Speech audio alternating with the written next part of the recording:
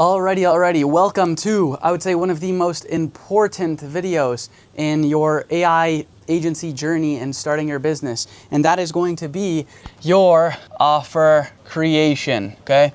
This is going to be the most important thing when deciding your success or failure in this new business that you're going to start. So this is going to be one of the longer videos and one of the videos where you're going to need to pay attention and take notes. Even though it's built around a very simple basis, there's a lot of things that go down to it, and there's a few core principles as well as a formula that I'm going to talk about and break down in this video. So the first thing that we need to understand when creating an offer is how to actually structure it. Before we even build it on the back end and we understand what is actually being done, we need to differentiate and understand what is happening on the front end. So there's two types of offers out there.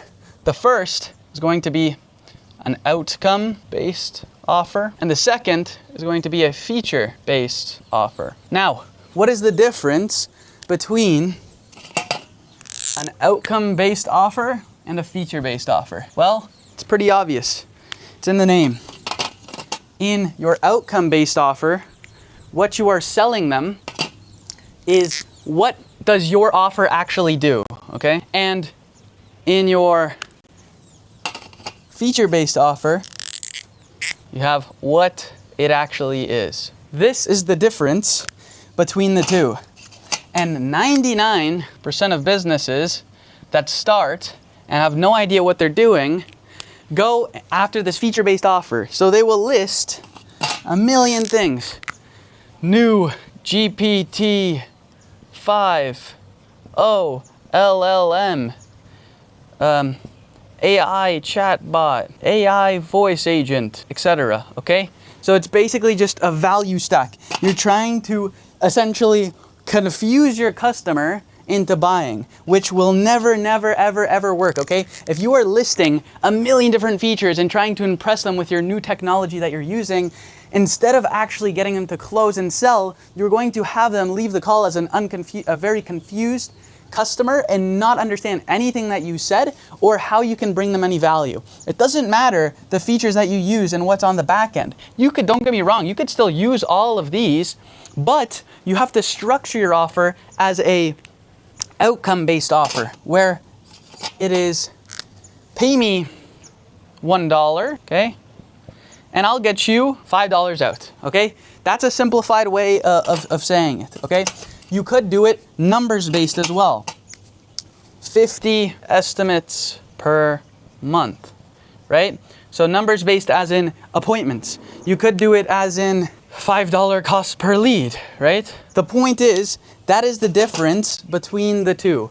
Your outcome-based offer is telling them upfront the value they're going to get, and then using these on the back end to fulfill. And your feature-based offer is going to be selling this new AI system, this new AI, blah, blah, blah, blah, blah, blah, blah, okay? They don't care about that, especially in the beginning when you have no proof of concept, no testimonial, no results. You need to build your offer based on the outcome and not based on the features that you're providing. Now, once we've decided the type of offer that we're gonna go after, which is the outcome-based, we need to understand the components of a great offer, okay? Now, there's 6 different components that we're going to walk through.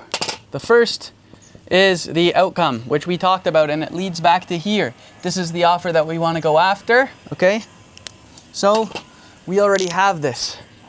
We've understood that the outcome-based offer is the right way to go, and we need to deliver that up front. Whatever we use on the back end doesn't matter, okay? It doesn't matter. Only if you eventually reach a higher tiered bracket and company where you're speaking to their developer team. That's the only time you'd ever even have to tell them what you're doing on the back end, okay? The second is the mechanism, okay?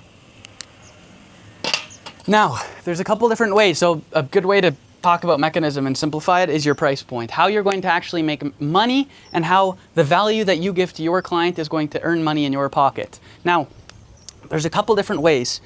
You can either do an upfront, so you're talking about like $10,000 one time. This could be considered also a setup fee. You have a retainer, which could be something like $2,000 a month. And then your third could be 25% of profits. Now, funny, there's a coincidence. The more beginner friendly is the higher up you can go. So number one, going to be this upfront. Number 2 is going to be the retainer. And number 3 is going to be profits. Why? It all comes down to your service and your fulfillment. At the very beginning, you want as much upfront capital as possible from your clients because you're most likely going to suck. You're not going to succeed. You're going to have shitty results. It's okay. It's part of the learning process and the learning curve. The second, most beginner friendly, is the retainer. You're still getting as much money upfront now, but you have a little bit more confidence in your offer, and you're confident that, for example, instead of an upfront, we can keep them on for more than 5 months, right? Increasing their LTV equals lifetime value, because we now have them on a retainer basis and it's not just making money from them one time up front. And then the third most beginner friendly is the profits. It is a percentage basis working with them, because at this point your service guarantee is so strong. And honestly, what I've seen most of the time is you'll have a combination of these two. So you'll have an upfront fee plus 25% of profits, for example, which is because you've established a lot of confidence in your service fulfillment, and you know you can make more money than if you were to charge a retainer or an upfront. And it's also less risk for the business because all they're doing is charging that upfront cost, and you're just taking a percentage of the profits. They'll know that you know what you're doing if you're taking percentage of profits. So we have our mechanism now. The third is risk reversal. Okay, so for risk reversal, I'm going to come over here, and risk reversal is going to be something like a guarantee. I'm sure you've heard of it. So guarantee would be 50 estimates per month or full refund. Okay, sorry for the bad handwriting. This would be an example of a guarantee. A risk reversal, essentially guaranteeing that you will deliver them results. Now, if you can have a risk reverse mechanism in your offer to where the business guarantees results, it's going to be very hard to not close, and it's just a matter of a sales objection. And obviously, as your offer increases and the scalability of your fulfillment system increases, you can increase the guarantee, which could attract higher tier clients. Okay? Okay. Now, the fourth is going to be desirability. Okay? This one I would say is very, very important.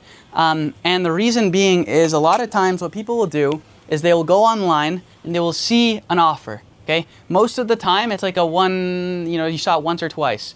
Now the problem with that is you don't know if it's proven. You don't know if the business actually needs this solved in their business. So for example, I've seen a lot of people build an offer that is not desirable for their audience and their niche, and they would sell a voice AI agent to med spas. Okay? Now the problem with that is most of these med spa companies are very small.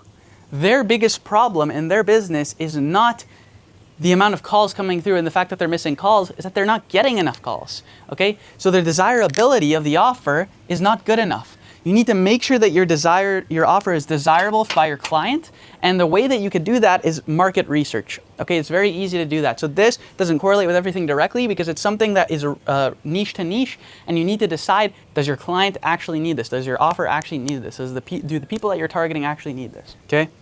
Now, number 5 is urgency.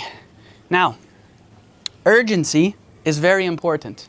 Your customers and the people that you're targeting need to understand why is it so important to work with you and to work with you fast. A good way to build urgency is, and like I said, you're not building anything fake with this, is, for example, part of your offer. So we're going to work with this here. We have 50 estimates per month or a full refund. Now, how are we going to build urgency on an offer like this? We're going to only work with one client per 40-mile radius. Okay, now you're asking, Nick, how does that build urgency? Well, the thing is, if you provide good results and you show that, and as you're building testimonials and as you're building the urgency to work with you, they understand that, hey, our clients work with us forever. They never leave us. So sure, right now we might not have a client in the area, but once you guys die down, slow season comes, we sign on a client, we're crushing it for them, and you want to come back and work with us, even if we wanted to, we're bound by contract to only work with one client per 40-mile radius. you're building an urgency for them to want to work with you now. And it's not fake, because what happens is if you start to sign clients in the same radius and location, you're becoming direct competitors. You have the same strategy, same creative, same everything, same funnels, and you cannot run, you cannot compete, especially if you're targeting the same niche. If it's a different niche, whatever, but then you're breaking the offer, the components of a great offer by going outside of your niche. Okay, so that's what you need to look at. To build urgency, there's another way to build urgency. You could do, okay, a percentage price increase off the call. So if you're on the call with them and they say, hey, I need to think about it, whatever, just tell them, hey, we don't normally do proposals. A lot of people are time wasters, and once they get off the call, they waste our time. So as soon as you get off the call, our price is gonna double. Or whatever, it doesn't need to be double. It could be 20%, it could be 30%. Then once they get off the call, more urgency. They're like, oh, I don't know, should I get off the call, whatever. If it scares them away, they probably were not a good client anyways, and you didn't want to work with them. So that's how we build urgency. Now for the final point of the 6 components of a great offer, it's going to be your bonuses. Now, I'll give you an example of how this works with somebody I'm sure a lot of you know. It's Alex Hormozi. So I don't know if you guys know, but recently he broke a world record. It was like $100 million or something in a day from his book sales, okay? Now, obviously, it wasn't all book sales. It was upsells and whatever. And if you watch his webinar and you study it, basically every 5 minutes, he will say, I'm going to give this away for free. I'm going to give you this for free. I'm going to give you this training for free. I'm going to give you this for free, free. And basically what happens is he lists, right, a bunch of free stuff, okay? A bunch of free stuff, but only if you buy his $6,000 upsell, okay? So what's happening is, yeah, you might be getting 10 trainings for free, but what he's done and he's structured is, instead of packaging 10 things together and charging $6,000 for it, I give you 10 things for free if you buy one for $6,000. And all of a sudden, not only does it make this one thing seem so much more valuable because it's $6,000, but it makes these 10 free things that he gave you amazing, right? And that's how you could structure. You could say, hey, if you work with us now, you'll get a free caller for your business who takes all your calls. But you were going to do that anyways. So, sure, a lot of people might say, oh, you know, isn't that morally wrong, Nick? I would say it's not, okay? It's just restructuring your offer to make it more incentivizing, to make it seem more attractive, and to bring in more clients. So, if we break down everything that we talked about in this video, everything comes down to this one equation, is the dream outcome times likelihood of success divided by the time delay multiplied by effort or sacrifice. So, in reality, if you structure your offer right, your dream outcome is backed. It's a dream outcome-based offer backed by your mechanism with a risk reversal essentially guaranteeing their success. The desirability is maxed out 100%, right? You know exactly what they need. And the time delay is just a matter of your fulfillment, right? Which long-term will increase. The effort or sacrifice is just their money, okay? So I hope you guys enjoyed this video. This is a very, very important video, very valuable. I hope you saw some sort of value in this and understand that this and you're building your offer is one of the most important things. Stay tuned for the next video of this YouTube challenge.